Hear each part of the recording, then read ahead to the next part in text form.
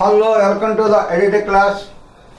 Hi, మనం ఈ video సెషన్లో 10th class English text book నుంచి యూనిట్ 5 అనే చాప్టర్ ఉన్నామండి. దానిలో మీకు ఇంతవరకు 6 వీడియోస్ అందించాను. మనం వొకాబులరీ పార్ట్ చూస్తున్నాం, అలాగే గ్రామర్ పార్ట్ కూడా మీకు అది కవర్ చేసుకుంటూ వెళ్తున్నాం ఇంతవరకు అన్ని యూనిట్ల నుంచి కూడాను. దీనిలో ఇది లాస్ట్ వన్ అనమాట. గ్రామర్లో దేనికి సంబంధించింది క్వాంటిఫైయర్స్. పేజీ నెంబర్ 174 పేజీలో క్వాంటిఫైర్స్ గురించి చెప్పబడింది. 174 ఇక్కడ క్వాంటిఫైర్స్ అంటే మనకి డెటర్మైనర్స్ ఉన్నాయి కదా ఆల్రెడీ. డెటర్మైనర్స్ అంటే ఎడ్జెక్టివ్స్. ఎడ్జెక్టివ్స్ అనే సపరేట్ చాప్టర్ ఉంటుంది ఇప్పుడు ఇంగ్లీష్ గ్రామర్లో. అంటే డెటర్మైనర్స్ అంటే name itself is called adjectives అన్నమాట. ఏంటివి ఇక్కడ ఈచ్ కానీ ఎవ్రీ కానీ either neither both little a little the little few a few the few అలాగే elder eldest much many all etcetera. ఈ రకంగా ఉన్న డెటర్మైనర్స్ ఒక పార్ట్ అన్నమాట. ఇది ఏం చెప్తున్నాడు వాడు ఇక్కడ? Quantifiers as the name implies are a type of determiners. ఇది కూడా ఒక టైప్ ఆఫ్ డెటర్మైనర్స్. అసలు డెటర్మైనర్స్ ఏంటంటే మన కాదు, ఇక్కడ డెటర్మైనర్స్ కాదండి, అలాంటి డెటర్మైనర్స్ వేలో ఉంటాయని చెబుతున్నాడు. డెటర్మైనర్స్ విచ్ డినోట్ అంటే ఇంపల్సెస్. అంటే ఇంపల్సెస్ అంటే ఏంటి? Not exact and accurate. Quantity అంటే ఎగ్జాక్ట్ క్వాంటిటీ కాదు, అలాంటి దాన్ని ఏమంటాం? ఇంపల్సైజ్ అంటాం. ఇంపల్సైజ్ క్వాంటిటీ అంటే not exact or accurate quantity. కరెక్ట్గా ఎగ్జాక్ట్గా చెప్పబడదు. సమ్ అంటే ఎగ్జాక్ట్గా చెప్పారా, ఎనీ అంటే ఎగ్జాక్ట్గా చెప్పారా, అదనమాట. దానికి ఇంపల్సైజ్ అన్నాడు. క్వాంటిటీ దే డిఫర్ ఫ్రమ్ అంటే different. They differ from numbers or the numerals which indicate precise quantity. అంటే ఎగ్జాక్ట్ క్వాంటిటీ నుంచి డిఫరెంట్గా ఉంటాయి అన్నమాట ఇవి. అది ఏం చెప్పాడు మనకి? Quantifiers as the name implies are a type of determiners which denote imprecise quantity. They differ from numbers and are numerals which indicate precise quantity. ఆ విధంగా మనకు అది క్వాంటిఫైర్స్ కూడా డెఫినేషను. అసలు క్వాంటిఫైర్స్ అంటే ఏంటో చూద్దాం ఇక్కడ మనం. క్వాంటిఫైర్స్ అంటే ఏం చెప్తున్నాడు ఇక్కడ? మీకు ఎగ్జాంపుల్కి ఏం చెప్తా? I have got some apples in my basket. ఇది కూడా సమ్ అనే దాన్ని అనలైజ్ చేయండి. This is a quantifier. I have got some apples in my basket and some water in my bottle. ఇక్కడ చూడండి, ఇక్కడ దీనికి మనకి ఏం చెప్తుంది? నెంబర్స్. ఇక్కడ యాపిల్స్ అంటే కౌంటబుల్, వాటర్ అంటే అన్కౌంటబుల్. కౌంటబుల్ అండ్ అన్కౌంటబుల్ కదా. యాపిల్స్ అంటే కౌంటబుల్, వాటర్ అంటే అన్కౌంటబుల్. దాని కింద సమ్ పెట్టాడు. అలాగే I haven't got any apples in my basket nor any water in my bottle. మనకు కావాల్సింది ఏంటంటే సమ్ము ఎనీ ఎక్కడ యూజ్ చేశాడు అనేది కావాలి. ఇందులో పాయింట్ అది. సమ్ము ఎనీను ఎక్కడ ఏ విధంగా యూజ్ చేశాడు అనేది కొంచెం ఏం చెప్తున్నా అంటే generally quantifiers are used before nouns. ఇదిగోండి, యాపిల్ అనే నౌన్ కదా, దీని ముందేగా వాడబడింది. అలాగే ఎనీ కూడా అంతే కదా. ఇక్కడ వాటర్ ముందే కదా వాడబడింది నౌన్ ముందు. ఇది కూడా నౌన్ ముందు వాటర్ ముందే కదా వాడబడింది. అదనమాట. Quantifiers are used before nouns. This is very important point. Quantifiers are used before nouns. ఇక్కడ మీకు సమ్ ఇవన్నీ కూడా క్వాంటిఫైర్స్. సమ్ ఒకటి, any, all, no, no one, both, each, every, అలాగే సెవరల్, ఇవన్నీ కూడా are some of the quantifiers. క్వాంటిఫైర్స్లో ఉన్నట్లో ఇవి కొన్ని మాత్రమే. సమ్ అంటే ఆ యొక్క లెసన్కి సంబంధించినంత వరకు ఇచ్చాడు వాడు. మొత్తం అన్ని క్వాంటిఫైర్స్ చెప్పలే ఇక్కడ. ఇంపార్టెంట్ ఆ లెసన్లో ఏదైతే క్వాంటిఫైర్స్ యూజ్ చేశాడో వాటి గురించి చెప్పడం అనేది జరిగింది. Some, any, all, no, no one, both, each, every and several, ఈ క్వాంటిఫైర్స్ గురించి చెప్పాడు అన్నమాట ఇక్కడ. Some is use in positive sentences. Some అనేది ఎక్కడ యూజ్ చేస్తామండి? వాక్యంలో పాజిటివ్ సెన్స్లో యూజ్ చేస్తాం. అలాగే any can be used before countable and uncountable nouns. Any అనేది కౌంటబుల్ కానీ అన్కౌంటబుల్ నౌన్స్ కానీ ముందు యూజ్ చేస్తాం. యూజువల్లీ జనరల్గా ఏంటంటే ఇన్ క్వశ్చన్స్లో కూడా యూజ్ చేస్తాం అండ్ నెగిటివ్ సెంటెన్స్లో కూడా యూజ్ చేస్తాం. ఎనీ అనేది కౌంటబుల్, అన్కౌంటబుల్, క్వశ్చన్స్లోను అండ్ నెగిటివ్ సెంటెన్స్ ముందు కూడా యూజ్ చేస్తాం. అది వాడు చెప్పింది. సమ్కి ఎనీకి డిఫరెన్స్ ఇక్కడ. ఆ తర్వాత example, are you bringing any friends with you. ఇక్కడ ఎనీ ఫ్రెండ్స్ అనేది noun. Are you bringing any friends with you. I am bringing some friends with me.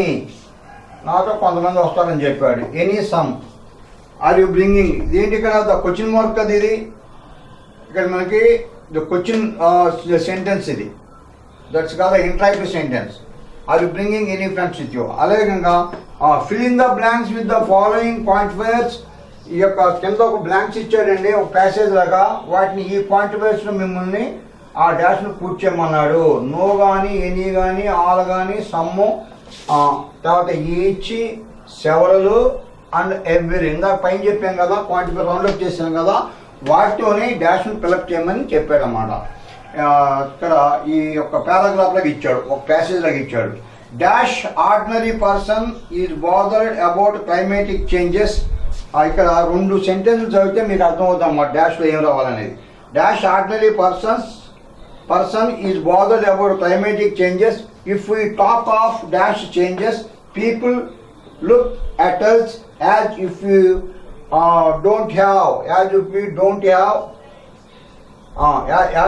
don't have dash work. ఇక్కడ చూడండి, వీటిలో ఉన్న క్వాంటిఫైర్స్లో దేని మీద ఏ డాష్లో ఏ క్వాంటిఫైర్ పెట్టి చేస్తే బాగుంటుందో చూడండి. ఇక్కడ చూసినట్లయితే మొట్టమొదటి నో ఆర్డినరీ పర్సన్. నో అనే క్వాంటిఫైర్ తీసుకోండి.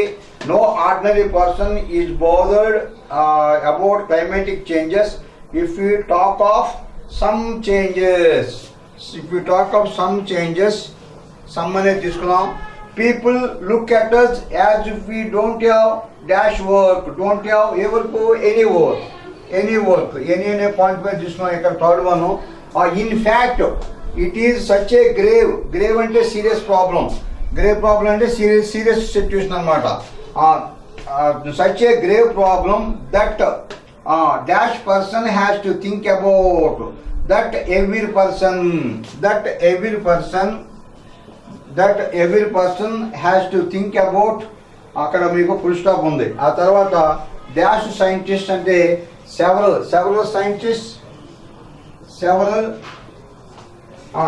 scientists feel alarmed because the ozone పొర అనేది మీరు విన్నారు కదా, the ozone layer is depleting అంటే కరిగిపోతుంది.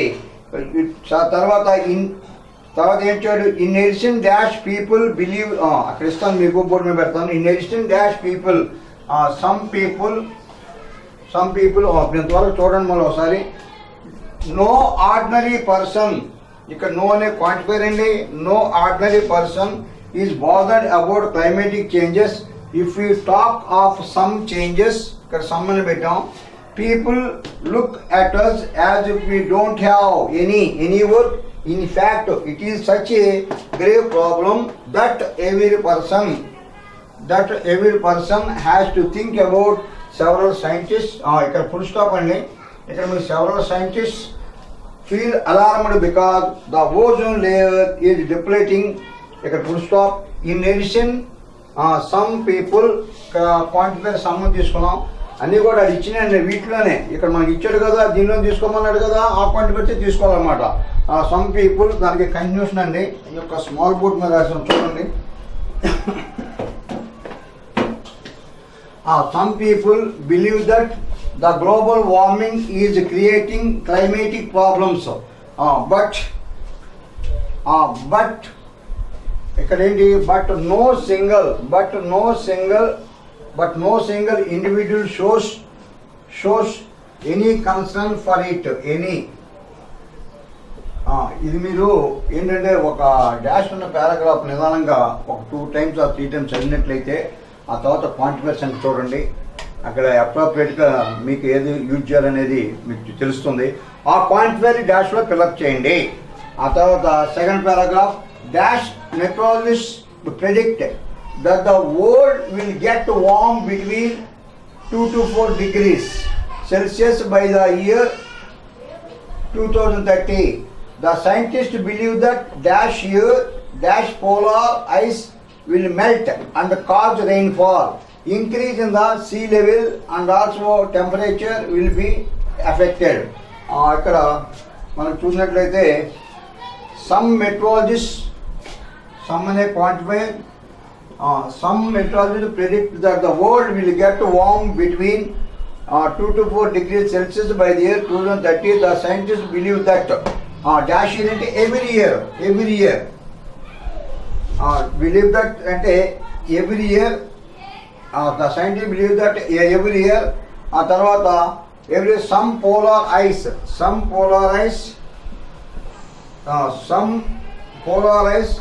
will melt and cause rainfall, increase in the sea level and also temperature will be affected. ఈ రకంగా మనకి టెక్స్ట్ బుక్లో 174లో క్వాంటిఫైర్ గురించి ఇచ్చాడు. మనకేంటంటే ఇక్కడ మనకి లెందీ పారాగ్రాఫ్స్ మనకు ఉండవు, జస్ట్ టు అండర్స్టాండ్ ఓన్లీ, మనకు అర్థం అవడానికి కోసమే చెప్పుకోవడం జరిగింది. ఇక్కడ ఆ క్వాంటిఫైర్స్ గురించి ఎగ్జామ్లో ఏంటంటే ఆ వర్డ్ ఇది డిటర్మైనరా క్వాంటిఫైరా లేకపోతే అడ్జెక్టివ్నా లేకపోతే ఏదో ఒకటి అడుగుతాం, ఆ రకంగా అవకాశం ఉందన్నమాట. మనంతా చెప్పాను కదా మీకు, మనంతా కూడా direct approach, examination pattern indirect approach.